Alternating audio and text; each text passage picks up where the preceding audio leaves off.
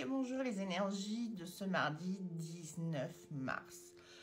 Alors, est-ce que tu sens bien les énergies pourries du moment qui t'écrasent et qui te disent j'ai envie de rien, je suis claquée, et qui font comme une purge intérieure? En fait, tu es en train de changer de taux vibratoire. On est tous en train de changer de taux vibratoire et on est face à nos peurs. Et c'est le moment justement de dire non, non, je ne rentre pas là-dedans. Je continue à planter, bientôt je récolte. Je suis déjà en train de récolter certaines choses, mais je vais continuer à récolter.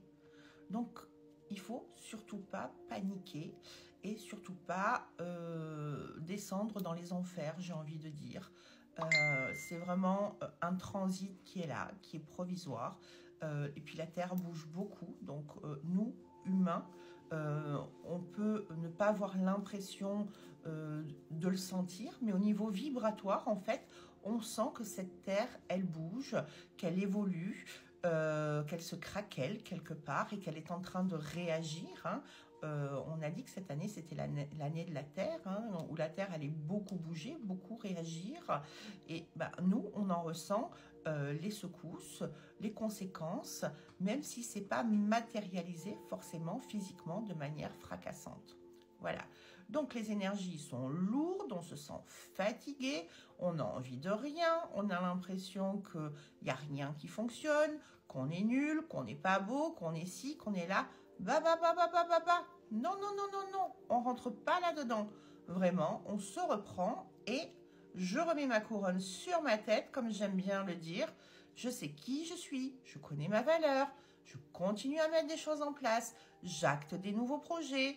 Et je suis surtout lucide à me mettre au centre, à m'apporter tout l'amour nécessaire et à arrêter de me faire du mal et de me détruire.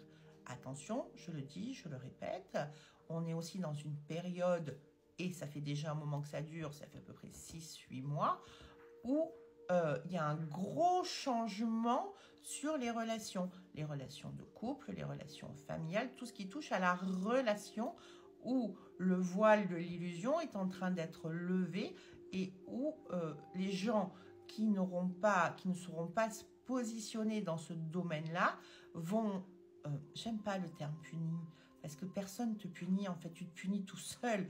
Tu as besoin de personne pour détruire ta vie, tu te débrouilles comme un grand ou comme une grande.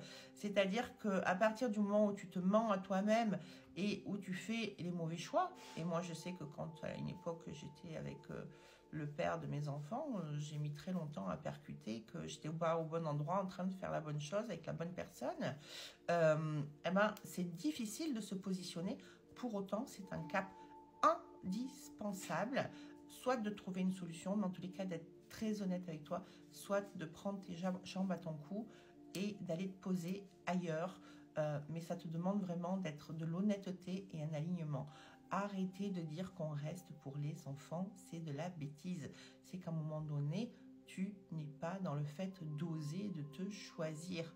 Les enfants, ils ont besoin d'équilibre et ils sentent toutes les tensions. Qu'est-ce que tu donnes à tes enfants comme repère, comme modèle, hormis du stress, c'est que l'amour, c'est de la merde et que la relation de couple, c'est se mentir, c'est faire semblant, c'est les conflits, c'est l'indifférence, c'est le fait d'être dans le sacrifice. Non, c'est pas ça. Si on veut tous que les relations amoureuses et les relations humaines s'améliorent, ça commence par ça.